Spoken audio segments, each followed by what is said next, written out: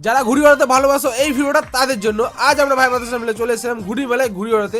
আর এই জায়গাটা কোথায় তোমরা কি জানো?